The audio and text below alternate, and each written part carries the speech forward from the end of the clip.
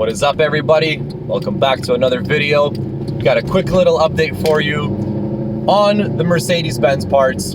So here's what's going on. We obviously need some shocks for the front, for the back. Well, we did a little bit of diagnostics. We actually checked the car, and the shock that's the worst is actually in the rear left. That's why when I'm driving, the car is kind of like going over bumps and it feels like I'm swimming. It almost kind of like, you know, you're supposed to be planted into the road, but whenever I go over a bump, the rear of the car just kind of goes like that. It just feels, it's so weird.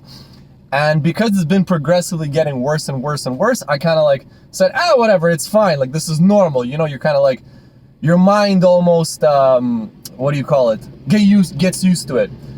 But then the thing is, like, I drive lots of other cars too for work and like even with family, and I get into another car and then I drive, I'm like, wow, this is so planted to the ground. It feels so like stable and just good. And then I'm like, okay, yeah, my car definitely needs some work. So definitely needs shocks.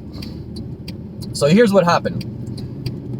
I checked the car, obviously. We looked underneath and we're like, okay, it needs shocks. Like, let's just get all 4 shocks. Car's got 193,735 kilometers, like almost 194,000. And the shocks have never been replaced on the car. They're like factory, like from the factory. It's crazy. And the car's production date is like 09/2011. So it's like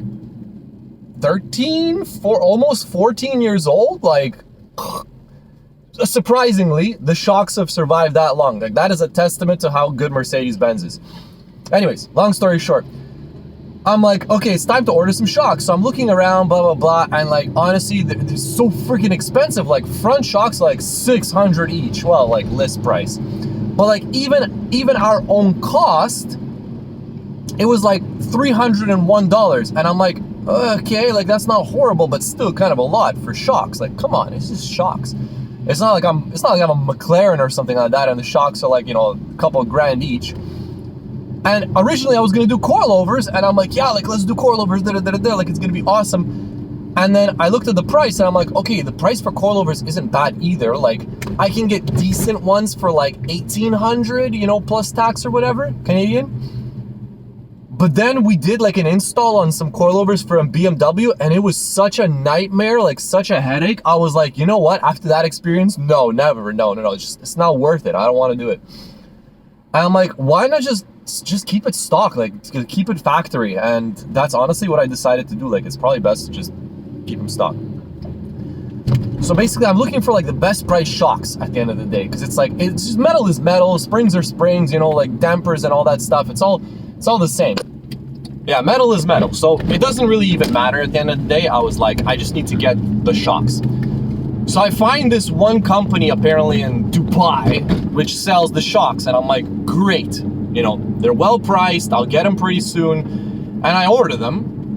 And they were like $100 US each, which after currency exchange is like 130 Canadian or whatever. And I'm like, okay, that's pretty decently priced. You know, I looked on AliExpress and stuff like that, and pretty much all the prices were very similar. I'm like, okay, so I'm pretty much getting them like at factory cost or whatever. So I'm like, you know what? Screw it. Let's do it. Let's order from this company in Dubai. So, you know, we were making a joke. We're like, okay, we're getting Dubai shocks. So I order them. And then, you know, I pick the shipping option, blah, blah, blah. And then I find out that, you know, they're pretty much supposed to ship by DHL. And then I remember, oh, like, great. Now that they've, you know, notified that they're shipping by DHL. Well, the problem is they are on strike in Canada. So I'm like, wait a minute, if they're on strike, how am I going to get these shocks? But that's not even the worst part. Basically, they send me a message and they're like, well, sorry, they didn't even send the message. I just paid for it, and then there's no email, like no confirmation email, no tracking number, no nothing, like zero communication. I'm like, did I just get scammed? And well, it turns out I didn't get scammed, because I literally start messaging them on WhatsApp, which is kind of crazy. Apparently these Dubai guys, they all like doing WhatsApp. So I'm like, yo, what's going on? Like, where's my shocks and everything? And basically they don't respond. So eventually I get to the point where I'm like, I gotta either like continue with this order or basically cancel it. They're like, what's going on? So I'm waiting, and then at some point it was like 7 days, well, like 5 business days, but 7 days, and I still have nothing, like no tracking numbers, zero. And at that point, I'm like, you know what? I think it's time to cancel this order. Like, this is crazy. So I messaged him. I'm like, hey, just like cancel the order. This is ridiculous. And they're like, oh, we're having problems with shipping, blah, blah, blah, DHL Canada. I'm like, you don't say, like just use another carrier. And they're like, oh, we don't offer another carrier.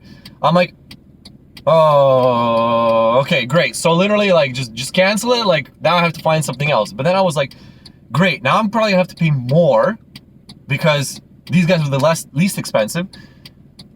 So anyways, long story short, they finally end up, you know, canceling the order, processing a refund, and I'm starting to look for other shocks. And then I remembered, I'm like, wait a minute, I can just order from Rock Auto. So I literally go on Rock Auto, and I find that the shocks there are like 100 Canadian, so they're like even cheaper than the Dubai ones. So I'm like, okay, screw it, I guess we're ordering from Rock Auto. But then I'm like, wait a minute, I'm so stupid. I forgot to order all the accessories and like extra hardware for the shocks. Like I need this, like the shock mount, I need like the rubber pieces, I need like that insulator or whatever that goes like wraps around the shock. And I'm like, I didn't order any of that. So part of the Rock Auto order, even though it was less expensive, I ordered all the rest of the stuff, and now it's pretty much the same price as the Dubai shocks, except I'm getting more stuff. So we finally have everything ordered. It's all on the way. It's been a big headache. It was like 2-3 weeks, so that's why I literally didn't post anything, because I'm like, just waiting for parts. Like, it's ridiculous. So annoying. So now we are finally going to receive the parts. Today is Tuesday, July 8th. So we are finally going to get all the parts. Some of it we're going to get on Thursday, some of it we're going to get on Friday, and hopefully if we receive everything on time, we will install all the parts on the weekend. And if not on the weekend, then we'll probably do it on a weekday next week. So that's going to be fun and exciting. Can't wait for that to happen. And then finally we'll have a car that kind of doesn't swim around when we're driving it, because it's a little bit weird. Yeah, that's been a little bit crazy. Also, we are going to do an oil change, we're going to do a transmission flush, we're going to do a differential fluid change. So yeah, we're gonna do all 4 shocks, we're gonna do an alignment, and then I noticed that all 4 tires need to be replaced again. Honestly, this is ridiculous. Like, this car just eats tires. Like, I did an alignment back in August of last year, of 2024, and this car needs an alignment again. Like, this is crazy. Alignment is just like regular maintenance on this car at this point. So we'll need 4 new tires, we'll need an alignment, and then hopefully we will be good again. So we're gonna do that. We're not gonna mess with the headlights yet, because honestly, they've been a little bit weird. Like, so both of them are completely out for like the past like month. So I'm like, okay, I need new bulbs. Like I have the bulbs right here, like here they are, boom, right there. But I'm like, but I'm probably gonna need the modules, you know, those little metal pieces underneath the headlight, and I'm gonna need programming and this and that. But yesterday, all of a sudden, the left headlight on the driver's side, it came back on. And I was like, what is going on? Like, it just came back on. I know the right one is dead, like it's dead. But the left one just came back on. I'm like, what is going on? So we're gonna leave that for another video, because I have no idea what the hell's going on with those lights. Like, it's gonna need some serious diagnostics to figure it out. And yeah, so we'll just focus on kind of mechanical and not really anything crazy electrical for the car, just to kind of get it running like nice. It runs great. No issues, but that's kind of been the little update. And then in the next couple of videos, we're going to start doing another crazy R&D project for this car that is probably going to be like for the winter time. And then we're going to do another crazy R&D project probably for next year, because we are going to, well, let's just say we're going to do a little bit of a, you know, boost. We're going to do some forged induction, a supercharger as they call it, and a built motor, because we got a plan and it's going to be crazy. So yeah, I hope you guys enjoyed that update. We are super excited for this little project. And by the way, one thing that I finally did is I actually ended up recharging the AC, so it now blows ice cold. That is nice. Because before, the car has never had its AC serviced. Again, in like 13, 14 years, whatever, 194,000 kilometers, the AC has never been serviced. And the funny thing is, the capacity of the AC, like if you look on the computer, is like 640 grams or whatever refrigerant. And when we vacuumed out the system, guess how much came out? Only 300 grams. So it was like half the capacity. So when I was using it, it literally like it's supposed to blow like ice cold. But whenever I would use it, like if it was like deathly hot, it would just kind of like blow like, not ice cold, but kind of like cool.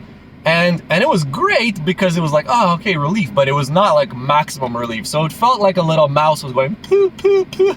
It was not good. So now the AC blows ice cold. That is absolutely fantastic. It's going to be a hot summer, but we're going to do like some nice drives and stuff. So I can't wait for that. Anyways, guys, thank you all for watching this little update, and probably in the next one we will have some more updates, and eventually we'll get to the repair side of the car. I'll see you guys in the next one. Peace.